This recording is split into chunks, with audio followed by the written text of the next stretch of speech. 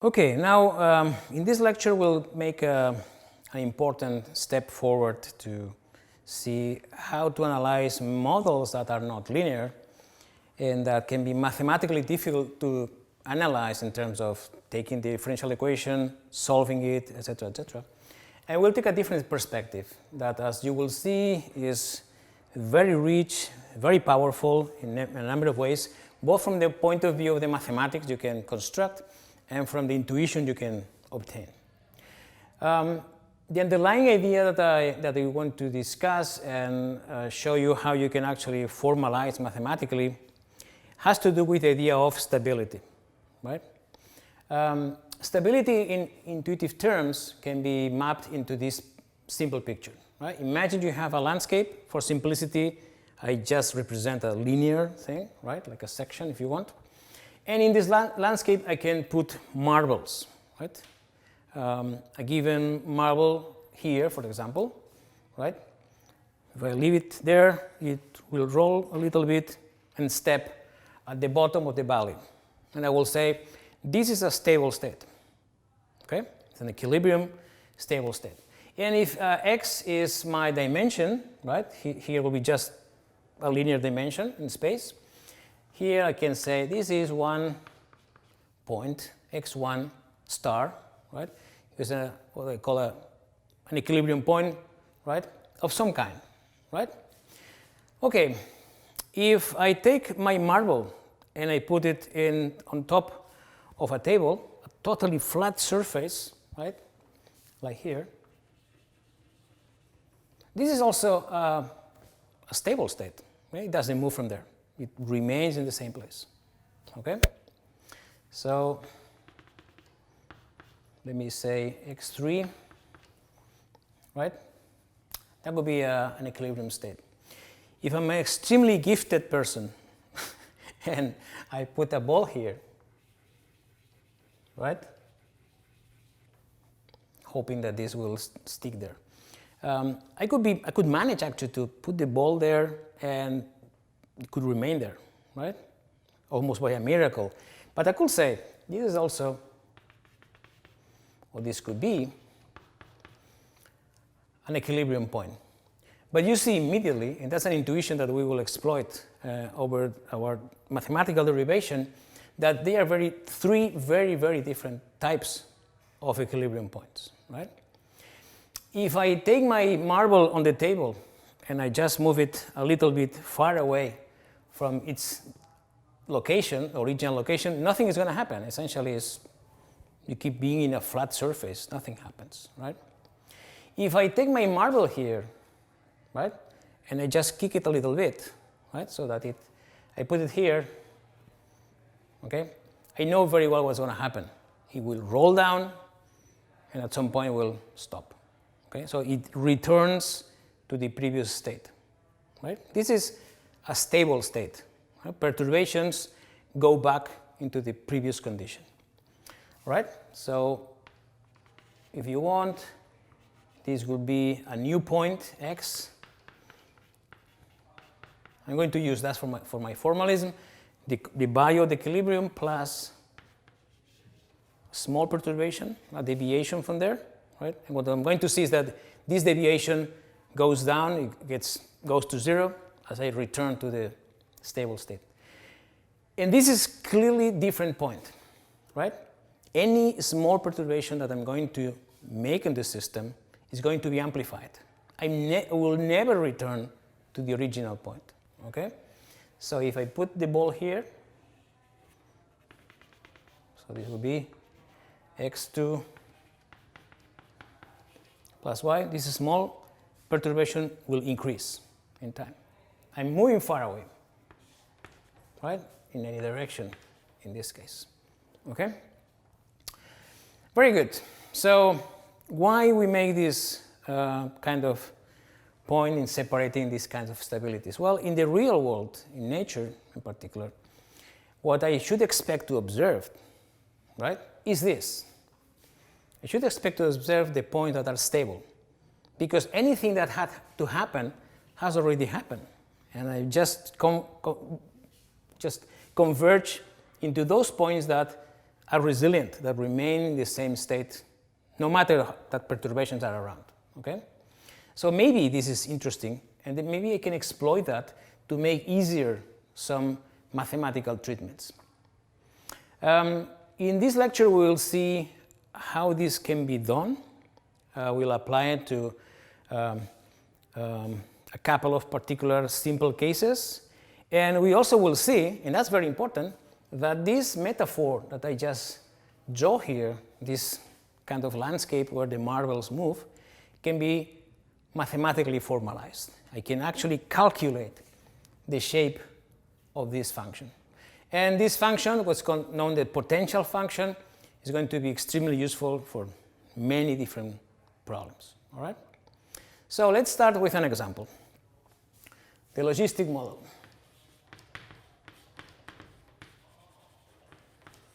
The logistic model is a classical model in population dynamics, right? And is a model that tries to go beyond the linear model that we explored in a previous lecture, right? The model where it says, I can grow as much as I want, right? The model that we presented is, of course, an oversimplification. So what happens when this population keeps growing and growing and growing? Well, just imagine that, right? You are a cell within a petri dish. At the beginning, if you are a bacterium, everything is there for you. So you can actually take resources, grow, divide, okay? But what happens when the petri dish is crowded or when resources are scarce? You might want to replicate, but you are going to be unable to do that. Why? Because you're competing with so many people, right? Population size is relevant here to control growth. So the logistic model that was proposed many years ago introduces a new term in the system, right? That effectively is the limitation of resources. So how is this done? Remember that this is replication rate, growth rate, right? This here is the carrying capacity. The carrying capacity is the maximum population allowed for a population under the given circumstances that you have in the system, right? The logistic growth explains quite well what I already mentioned in a previous lecture, that populations grow, for example, in the lab in a way that includes an exponential phase, but also a saturation, right? Okay? So, you'll see other examples of mathematical population models, but one thing that is obvious here is that we left the domain of the linear systems, okay? If you look at this, right, it's a polynomial. You just split and separate. It's an x squared term. X squared is nonlinear, right? So new things happen here. So again, this is an attractor of the system, as we already have discussed. Any initial condition you can actually start from will converge into the same state, all right? And the thing is that we could also calculate the trajectories. I'm not going to do it. We could calculate, take this equation. It's a bit more complicated. It can be separated, right? It's a whole method to do that, very simple. And you end up with a solution of this form. It can be written in different ways, but I choose this one.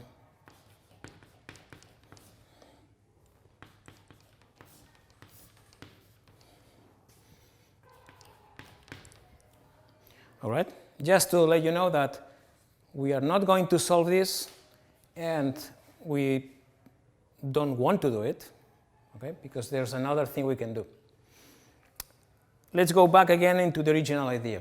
If I take my logistic growth model, the population that I have, if I wait enough, right, will converge to this point. And that might be what I wanted to know, okay? All right, so instead of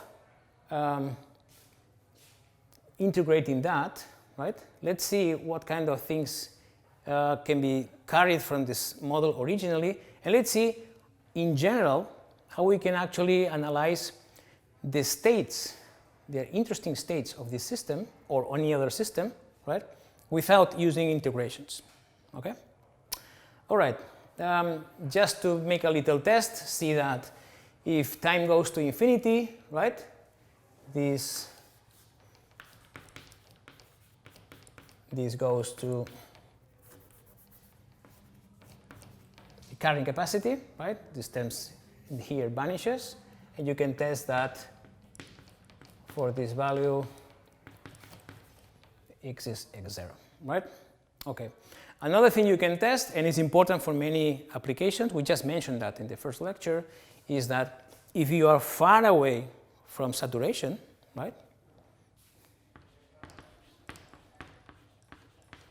which you write down in this way, if x is much smaller than k, the carrying capacity, then this term here is much smaller than 1. We can ignore it, right? And in that case, right, as a very good approximation, this is simply linear growth. All right? Okay, imagine that I have an arbitrary model, right?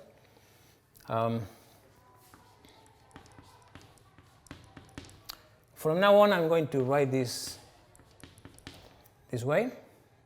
If you're after, I'm going to use this to say, I have a mathematical model where the growth of a population of any kind, right, depends on a given function. My mu here is a reminder that I have at least one parameter, but it can be several parameters, right? I'm going to assume that this function is well behaved, right? That is a continuous function, that there are derivatives, that is nice, that is not going to be a problem for us, like, for example, polynomials or linear functions, whatever, right? And my first question is, maybe I have a system like this, but maybe it's much more complicated. You know, it's cubic function or quartic function, and there are sinus, cosinus function, whatever, right? To make the integral, to find the solution can be extremely difficult. It might not be very, very useful, really. So what can I do? Let's go for the set of interesting points, right? The set of equilibrium, or mathematicians like to use the word fixed points. So, in other words, those points that will make the dynamics freeze, right? Those points like this. If I'm here, nothing happens. I stay there forever. If I'm here, nothing happens, okay? If I'm here, crossing the fingers, no? Nothing happens. But they are totally different points. So I want to know which points are those and what kind of points are there, right? And to do that, we do the following, right? How I define an equilibrium point, right? Or a fixed point?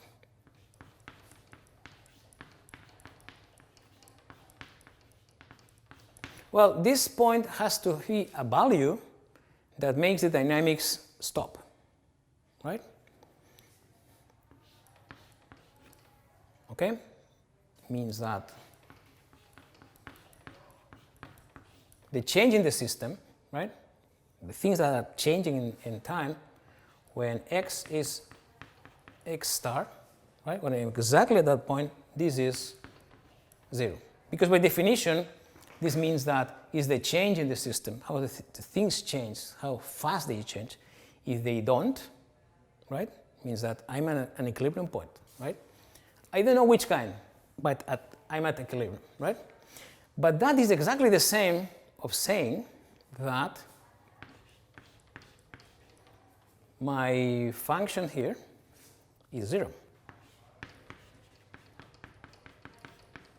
right? Because in the end, what I'm saying is the point that when I put it there in my equation, the derivative is 0, right? And that's great because it's easy to calculate. Right? Let's take the logistic equation, for example. Okay? The logistic example. Here, what I'm saying, f mu of x, right, is just this, right? That's my function, f, right? And mu here stays for these parameters, okay? Again, mu is a reminder that we have parameters. They will play a role, okay? Okay, what are the fixed points of that, right?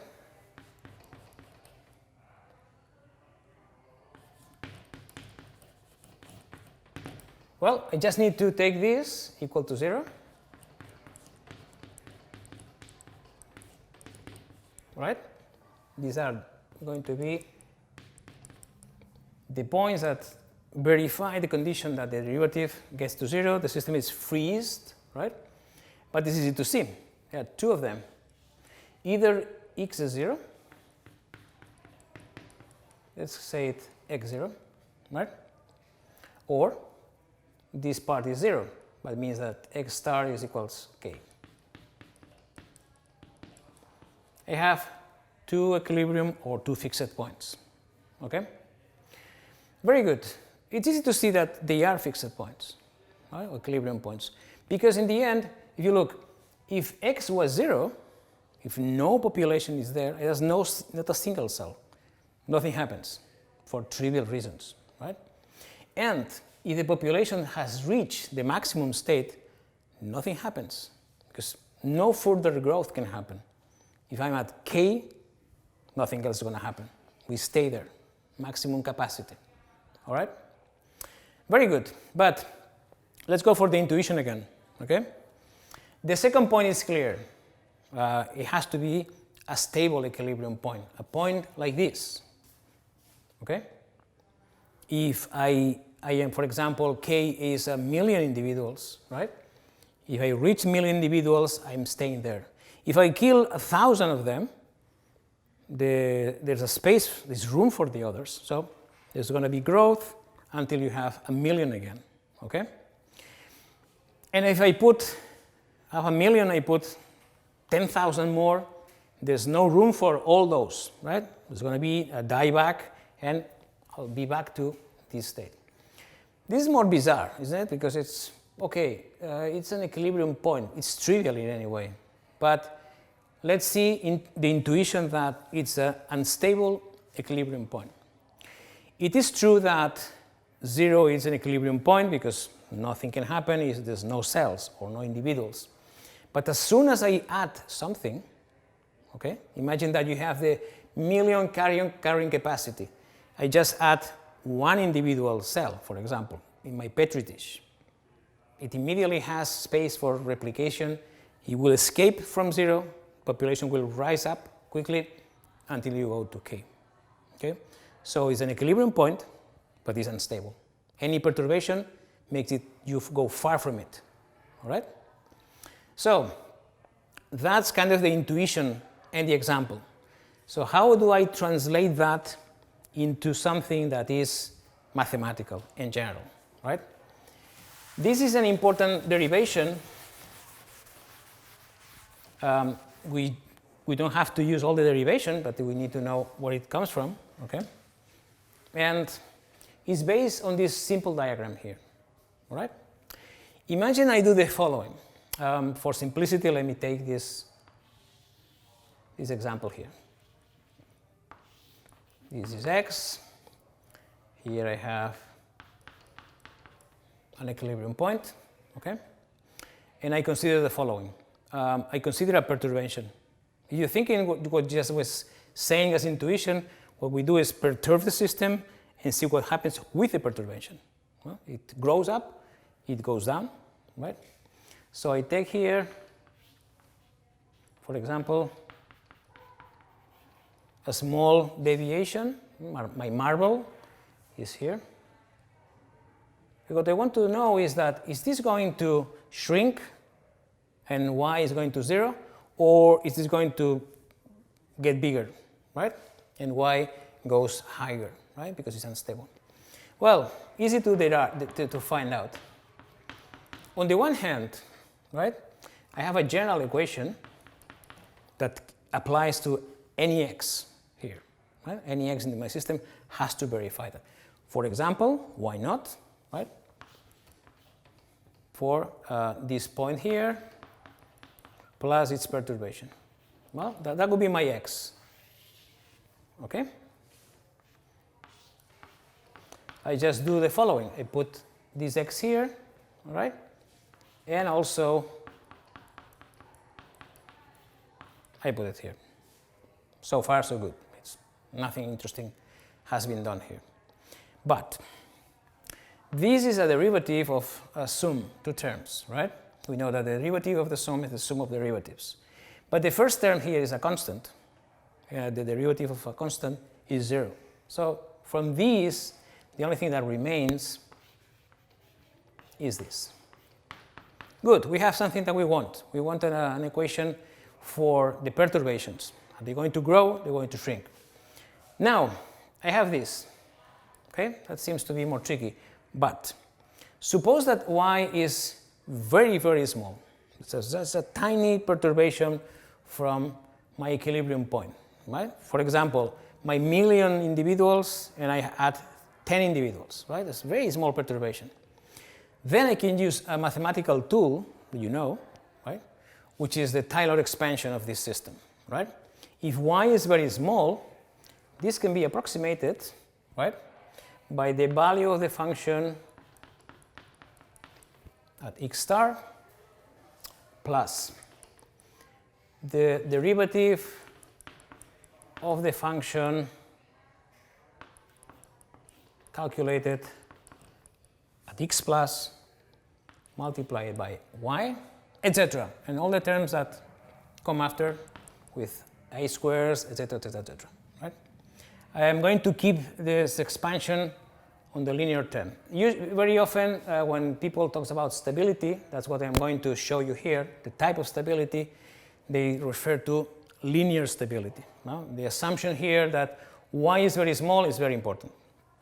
So this here can be replaced by this, right? F mu at x star, right? Plus, let me write down this as a kind of a number. Because this is going to be a number. This can be messy, but it's very simple. We know how to do a derivative. We can do it very easily. And we just replace in the derivative this number. So the whole thing here is just a number, something we can calculate. Okay? So this by y. And the magic trick is there, because by definition, the value of the function at x star is 0. So this term vanishes, right? We have found out an equation, and we are almost there, right, for the dynamics of the perturbations, which reads, perturbations will change in time, right, by fluctuation around this equilibrium point following a number that I can calculate multiplied by y. This equation we know. We already know. This is the growth equation that we find out in the first lecture. And why can I say that we are almost there? Because look, if this number is positive, okay, it will depend.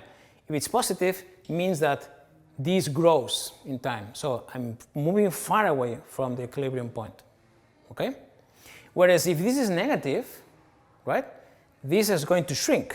So I have a perturbation and go back into the equilibrium point, right? So, in other words, I have my system here. I know the function, for example, a logistic function, okay? I know that. I can calculate the equilibrium points. We'll do that with the logistic system as an example. But I know it, and I know how to make a derivative, right? So the derivative here, okay, this is my lambda, something I calculate in the point, and if this number is negative, right, for each equilibrium point, right, the point is stable, right? So I'm going to be in this situation. The marble rolls down and recovers the state. If lambda is positive, okay, this is an exponential growth, right? Only valid in linear approximation. X start is unstable. All right? So it will be, in this case, lambda negative, lambda positive. Okay? There's a third case that now it might seem not so interesting, right? Is when x is exactly 0, right? If it is exactly 0, right, we say that this is marginal stability.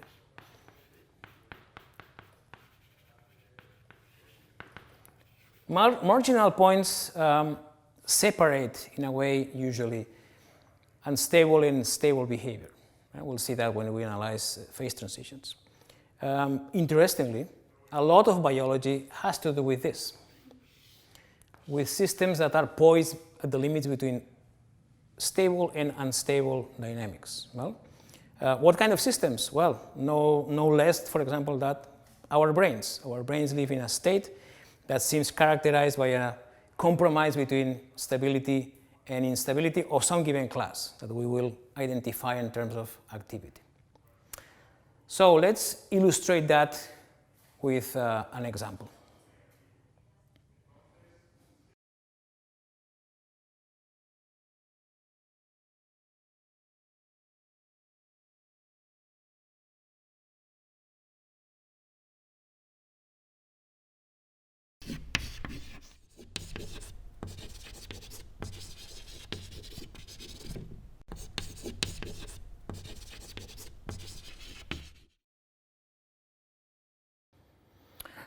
Okay, so let's summarize a little bit what we just obtained in terms of the stability analysis. Remember that the intuition that now will make solid by defining a so-called potential function is that you have a number of states in the system that are equilibrium states. So you remain there because you leave the system and nothing happens. But the nature of the stability is very different in these cases. Now we know that this will be a stable equilibrium state, and this is an unstable equilibrium state. And the idea is that starting from our dynamical system, we can define a set of equilibrium points. Let me label the set in this way. Pi mu will be those real values that fulfill this condition. So, and the stability analysis reveals that essentially what we just need to do is to calculate for every single equilibrium point, we just need to calculate lambda, which is the derivative of our function, something that we can easily compute, evaluate it at x star, right? And that is as simple as that. We just need to know if this is negative for stable equilibrium points or fixed points, positive associated to points that are unstable, and we will see why this is relevant at some point, this marginal, or sometimes called also critical fixed points. All right? Okay, it's easy to apply this measure, but let's go back into the original intuition, right? The idea that we can actually visualize or think in stability in terms of a marble that moves in a landscape, okay? Is this just a metaphor, or can we go beyond that? And I'm going to show you that for these systems, and have in mind that we are working in the one-dimensional domain, right? We restrict ourselves to one dimension. For these systems, this metaphor can be translated into something that can be mathematically calculated. So you can formalize that. And the intuition for that comes from physics. Okay? Let's go back into this picture. Okay? If you are in any place in this landscape, imagine that I'm here. Okay? This is my x coordinate. Let's think in position, right? This particle here will roll down very quickly into the new state here. Okay? How fast it is going to roll down? Well, it depends on something as simple as the slope of this landscape. Okay? The larger the slope, the quicker the movement. If we think in forces, you can actually think in the following way. I just want you to have the intuition, right? A force, okay, should in a way go as what? Well, look at here, right? If I call V this function, right, this function that I want to know, the landscape, the shape of this landscape, the higher the slope here, right, how quickly this changes with the x coordinate, the stronger is the force. That's the basic intuition, right? But in the following sense, that if this goes, if you look at the slope here, the slope is positive, okay, whereas the force will go in this direction, right, in the negative direction. So you can actually say that you can think in a force field that it goes as in the opposite direction of the change in the derivative, right? I just wanted you to have the intuition that is used in physics when we say that forces derive from potentials, right? Okay, we are not in a domain where we want to actually talk about forces. We want to talk about population dynamics, for example, okay? So how we can not go into the idea of force, but nevertheless have the right definition of a potential, okay? Well, I'm going to define something for you. This is my dynamical system, and I'm going to define a function, which I'm going to call v mu of x. Again, mu reminds that we have parameters. It's going to be defined as the integral of the function that defines the dynamics of my system, okay, with a minus sign, okay? Well, you can actually show very easily, we just need to make a derivative and a change of sign, that with this definition,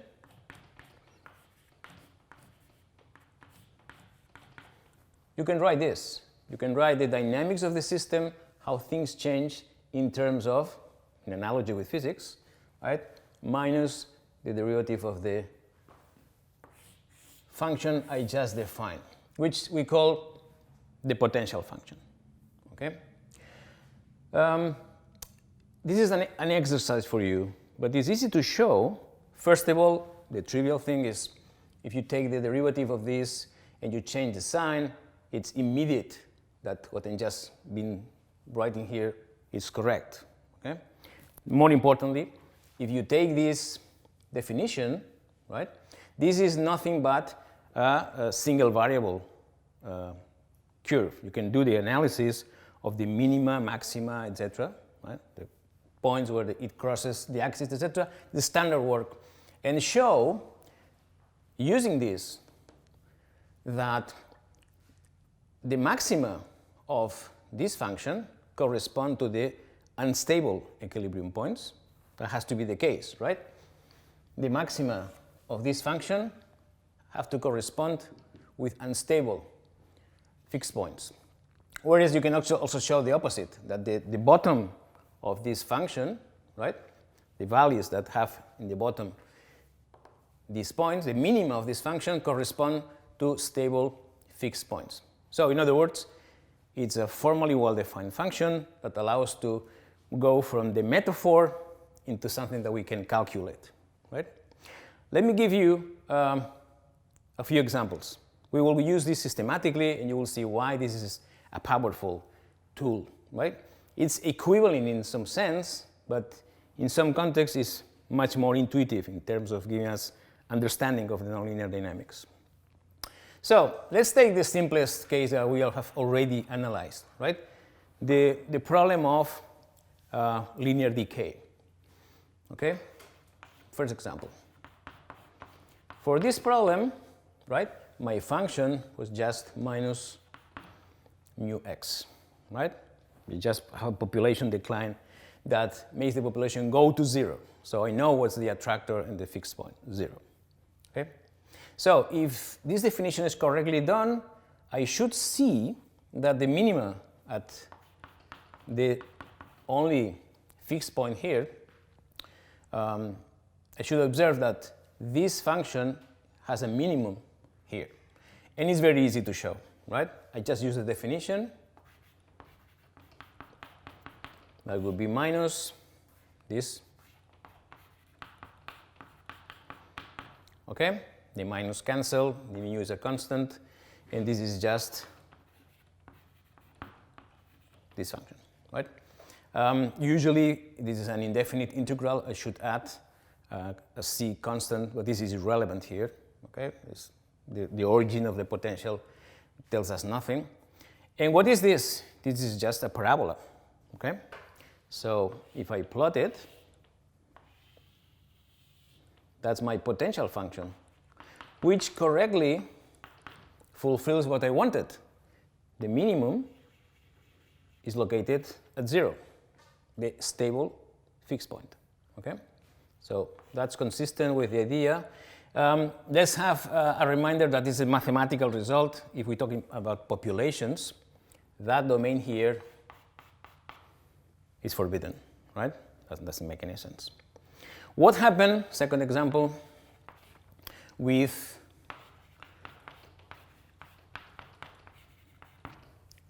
exponential growth, right? The linear growth differential equation that we know that leads to the system going to infinity, all right? In this case, this is unstable, okay? Is that the case? Well, you can see that it's very easy to calculate because we are in the same situation. X star is also 0. In this case was stable. In this case is unstable, right? Is it correctly mapped by the potential function? And you see that the answer is yes. It's exactly the same calculation except for one sign, okay? And the sign means that the potential function in this case is just the same as before, right? Except for the sign, which means that it's an inverted parabola, okay? So if I plot it here, that's my potential function, okay? Where is the extreme of the function? At 0, it is a maximum, right? So I'll be here, okay? This again is forbidden if we talk about population dynamics. If we talk in general, fine. But nevertheless, the idea is that any small perturbation makes the marble roll down, or in our dynamical system description, just moving this axis to infinity, okay? We'll see many other examples. I just wanted to mention as a final one that can be calculated, the one for the logistic system, right? In this case, remember we have, we use R here, maybe consistent. This system, that's my function here. And so I can easily calculate the potential function by integrating this, right? Okay, with minus sign. So with minus R, if I do the integral here, I will have x squared over 2 minus x cubed 3e. Okay, that would be the potential function. All right? And again, there's nothing but just the graphic that we need to analyze, right? If you do it, it's easy to do, okay? You can show, okay? Look at this, is a cubic function, so we'll have at least two extremes here. You can show that it goes this way. All right? It's again for populations. This will be forbidden. We'll have a unstable equilibrium point at the maximum of the function, and here, this is for 0, we'll have a stable equilibrium point. Okay, the minimum of the potential function. Right. So it provides a very interesting way. So far, it's just an alternative way, but we will see several examples over the course of how the potential function gives us a powerful intuition. Right. Just to mention examples of this, for example, when people have studied some mechanisms by which stem cells give rise to differentiated cell types, one model that seems to fit some of the observations is that you have a potential function you see with 3 minima here. Let's not think about what's the space exactly here, but here, I'll give you the intuition, will be stem cells, right? A state that can be defined as in terms of a dynamical variable. This is a higher dimensional problem, right? But the state of these cells in some space that has to do with concentrations of transcription factors, right? In the real world, and that will be very important, it fluctuates, right? And fluctuations means that maybe the concentration of something inside the cell changes over time, and maybe at some point you go beyond these peaks here, right? So you can actually become one cell type, a non-stem cell, right? Or another one, which is very interesting because it reveals something that it's part of the design principles in biology, that stochasticity, randomness, which might appear to be something that is undesirable, might be actually something constructive. So really, really relevant part of the process by which we generate complexity. Okay? In a different context that you'll see is also very important, potential functions, okay, can explain things that are important in very different contexts that have to do with, for example, collapse of ecosystems or a shift between a healthy and an unhealthy state. Okay? And here the idea is that you may be in a state, again, imagine for simplicity this one-dimensional world, in a state here that is stable, another state here that is also stable. This could be, for example, a healthy state characterized by a range of variables you can define, but fluctuations, which can be associated to the rise of disease, might make you jump into this non-healthy state, right? So disease can actually eventually be characterized in terms of attractors. And that's a very powerful concept with a lot of consequences in terms of how to think the nature of disease itself, and even how to think in terms of the treatments that correspond to that.